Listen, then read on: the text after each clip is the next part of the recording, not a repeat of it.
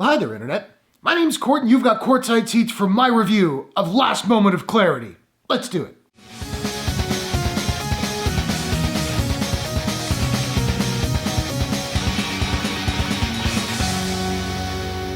Last Moment of Clarity is a thriller from directors Colin and James Krisel and VVS Films. The movie stars Samara Weaving, Chaikin, Brian Cox, Udo Kier, and Avery. 3 years after witnessing the murder of his fiancée, a man finds himself a fearful drifter, until one day at a Parisian cinema, he sees an actress who looks a lot like his dead love, and eventually he finds the truth about his fiancée. I had seen Samara Weaving in a couple of movies, and I had liked her. And then all changed with last year's Ready or Not, a movie that I absolutely loved. It made my top 10 of the year, and she was incredible in it. If you haven't seen Ready or Not, check it out. It's absolutely bonkers. Basically what I'm saying is that I think Samara Weaving is awesome, and I'm at the point where I'll watch her in anything. So when I heard about this movie, I thought, well, yes, I will. And I dug this film. I didn't love it. I had some problems with it, but I found it fairly engrossing and entertaining. Now, it should be mentioned off the top that the poster features Samara Weaving front and center, with Brian Cox down there in the corner. Brian Cox is not in this movie all that much. And Samara Weaving is kind of more of a secondary character. I like them both in the flick, but I would argue that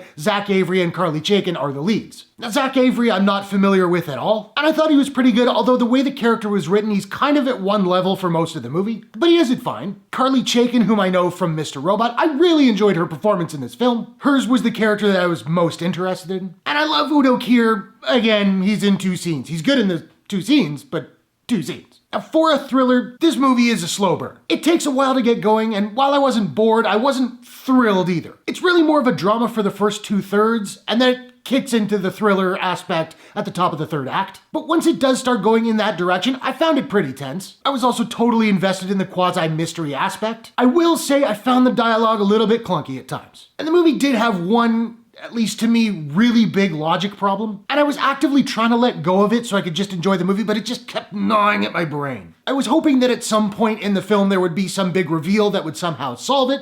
Alas, no such luck. I also did see the ending of the movie coming a mile away, but that doesn't make it a bad ending. If anything, that makes me a bad movie watcher. I try not to do that, I swear. Overall, I enjoyed Last Moment of Clarity for the most part. It's got some tension, it had me guessing, it's well acted, and it's genuinely touching at times. Further, this being the directorial debut of Colin and James Krisel, something I really should have mentioned earlier in this review, but here we are. Not bad at all for a first effort. Now, I don't have a proprietary rating system as of yet, so I'm just trying to figure out what I'm gonna give Last Moment of Clarity. And I think I'm gonna give Last Moment of Clarity a... So I start marching my way down to Carol in HR, and I knock on her door and I say, Carol! Carol!